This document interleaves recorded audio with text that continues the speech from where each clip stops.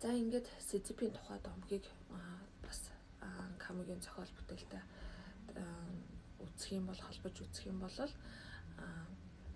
философийн түлхүүр ойлголт.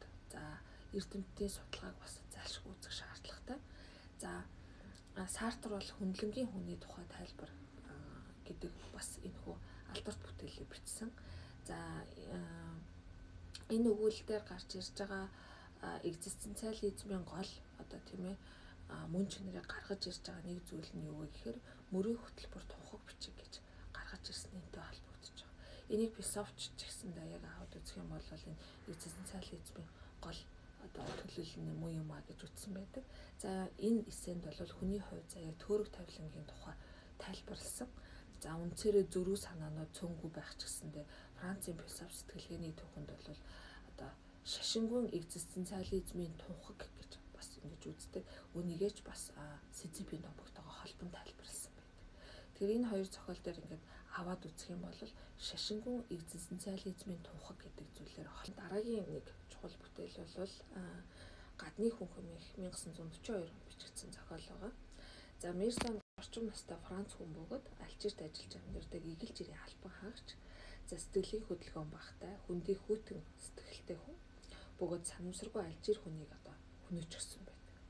За тэгээ яагаад хамгийн гол нь энэ хүнийг хөнөөх болсон бэ гэдгийг шүүгчд үннийг олохыг ерөөсөө хүсдэг. Энд Америкийн эмгэнэлт явдалтай төстэй санааг ерөнхийдөө илэрхийлж өгсөн гэж судлаачид одоо өөрсдийнхөө судалгааны ажилдаа дурдсан байдаг. За хүний дотоод ертөнцийн шинэ хувь маягийг дүрсэлсэн гэж бас үздэг. За хүний дотоод ертөнцийг шинэ маягаар дүрслэхдээ хүн ба гадаад ертөнцийн хоорондох зааг, за өөрийн ертөнцтэй төгжигдсэн хүн, за ихийнхээ одоо гэдгийг ихийнхээ шарилын дэргэд цаазаар авах шарилын дэргэд байхдаа цаазаар авах ялаа одоо сонсохдооч одоо энэ яланд яллагдсан гэдгээ мэдхтэй ч юусоо санаа зовхгүй байгаагаар энэ дүрийг бас дотоод сэтгэл зүйн гаргаж ирж байгаа. За тэгээ дээрэс нь өөрийнхөө үзэл бодлыг ямар нэгэн цусаргүйгээр хэлж орхидог. Энэ бол энэ дүрийг бас тодруулж өгч байгаа нэг зүйл нь. За ээжтэйгээ яриусоо юм ярих юм юу олддоггүй. Тиймдээ ч хөгшчүүдийн байранд шилжүүлсэн хэмээн одоо ярьдаг. За мөн найз бүсгүүдээ ч хүний хүн шиг ханддаг. За Мари Кардено бол Мерсотой нэгэн газараар ажилладаг эмэгтэй. За Мерсогоос өөрт нь хайртай хэсэг, өөртөө гэрлэх хэсгийг үргэлж асуудаг байсан. Гэвч надтай гэрлэх хүсэлтэй байна уу? Миний хувьд ялгаагүй гэдэг хариултыг тийм ээ. За хэрвээ надтай сумаар байгаа сууж болох юм гэдэг ч юм уу, надад хайртай юм уу гэдэг ч юм уу. Тэгэхээр ийм байдлаар нөгөө хөнгөн хуймгаа ингэж ханддаг байсан нь энэ дүрийг бас харуулж өгч байгаа. За мөн өмнө нь хэлсэнчлэн эн чинь юуч биш шүү дээ. Ер нь хайргүй юм байна. Энд гэдэг ч юм уу тийм ээ. Энэ бүх зүйл нь бол бас яг тэр гадны хүн зохиолын бие Баатар нь өөрөө маш хайхрамжгүй хүндий хүйтэн гэдгийг бол байдлыг зохиолч одоо энэ сэтгэлийн хөдлөлүүдээр илүү том руу илэрхийлж өгсөн. За зохиолд Соломоно Раймон, Масон зэрэг цөөн хүний дүр гардаг. За Мерсон романы амрагтай нөхцсөн, масоныг буудснаар гэмт хэрэгтэн болсон гэдэг ч юм уу үйл явдал цаашид өрнөө явж байгаа. За цаазлуулах ял аваад харин ч одоо амарсан байдалтай байгаа юм шиг ингэж гарч өгж байгаа нь бол оюун санааны эрхчлөөний үзэл одоо бол ерөөсөө яг өөрийнх нь хувь хүний үний ертөнцид оршдгоо гэдгийг гадны хүний зохиол за яг энэ зохиолын бие Баатар гол дүрээр Альберт Камю маш сайн гаргаж өгсөн байна. За дараагийн Альберт Камюгийн томоохон одоо төлөөлөл нэрийн хувцсан зохиол бол 1947 онд бичигдсэн Тахал хэмээх зохиол байгаа. За энэ нь бол 1940-од оны үед орон хэмээх жижиг хотод болсон тахлын тухай өгүүлдэг зохиол гэж хэлж болно. За тахлын гамшигын эсрэг тэмцэгч Бернар Рей хэмээх эмчийн тухай өгүүлдэг. За өгсөн харах энэ тэндүү гарч ирснээр бол ерөнхийдөө энэ тахал зохиолын үйл явдлын эхлэл хэсэг болдог гэж ойлгож байна. За харахнуудыг цуглуулж хайдаг байсан хэдий боловч яг энэ үйл явдалтай зэрэгцэн хүмүүс үхэж эхэлдэг.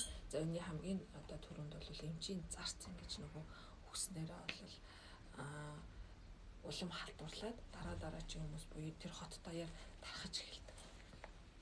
За энэ үйл явдлаас мэдээж хэрэг энэ зохиолын одоо одоо эхлэл өргөнөл тийм ээ энэ бүх зүйл ингэж одоо эхэлж байгаа.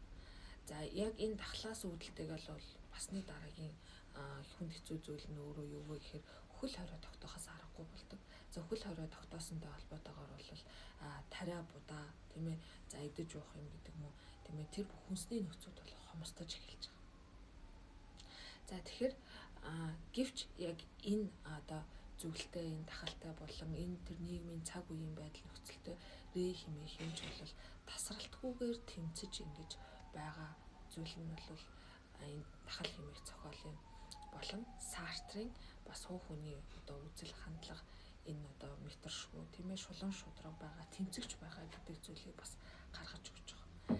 За мөн энэ орон хотынхаа аж амьдрал за энэ тахалтай тэмцэж байгаа энэ бүх зүйлийг бол мэдээж хэрэг рэ юмч бол үргэлж тэмдэглэл хөтөлж ингэж бичдэг байсан нь одоо яг энэ зохиол дээр бас гарч ирж байгаа. За гих мэтэр бол үйл явдал бол цаашиж өрнөд одоо маш олон зүйлтэй нүүр тулж одоо үйл явдал өрнөдөг баг.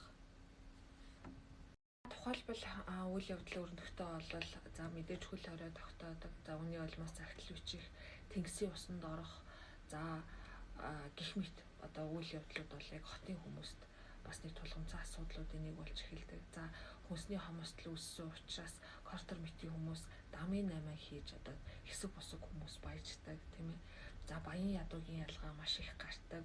За Рамбер нууцаар Парис руу явахаар хөтлөж за 20 цагаар ажиллан өвчлөн эмтэлж байгаа рэ эмчийг хараад түнтэй татгалзан рэг дэмжиж одоо энэ хоттоо үлдэхэр болдог шийдвэрийг гаргадаг гэдэг ч юм уу тийм ээ. За мөн үхсдгийг нь эхлээд яс чагийн дагуу оршуулдаг байсан сүүлдээ бол зүгээр жалханд хайж ингэж оршуулдаг болдог. За бүр гамшиг цаашаа улам газар авснаар тийм ээ оршоо одоо хөхсдгийг болох газаргүй болоод хотын гадна бол овоолн шатаадаг болсон гэдэг ч юм уу. За сүүлдээ рэ эмч бол маш олон аргыг ингэж туршиж за энэ тахалтай тэмцэж өгөө гэдэг ч юм уу. Энэ зүйлүүдийг бол яг энэ тахал хэмээх зохиолоор Камю гаргаж өгсөн.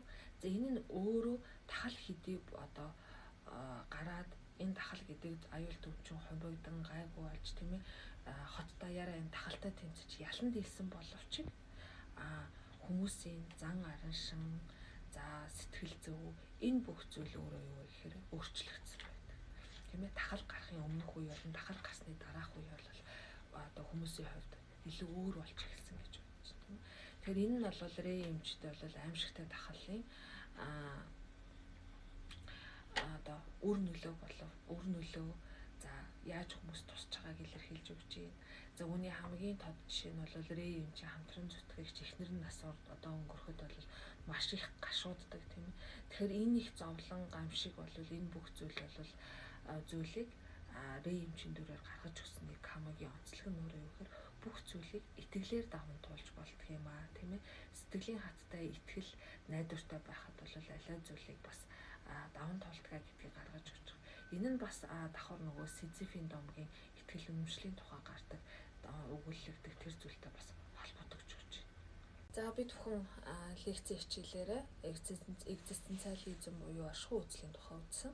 За энэ хуу ашгүй үзлийн тухай үзээд за мөн түүний гол төлөөлөгчд болон гол бүтээлүүдтэй танилцсан. Тэгвэл та бүхэн за семинар хэлцүүлгийн хичээлээрээ Жан Пол Сартрын Герстрат хэмээх 1939 онд одоо бичигдсэн зохиолыг илүү дэлгэрүүлэн уншаад за бид бүхэн одоо хичээл дээр бэлдсэн хэлцүүлэгт одоо хэлцүүлэг даалгаврыг хийж гүйцэтгэх нэ.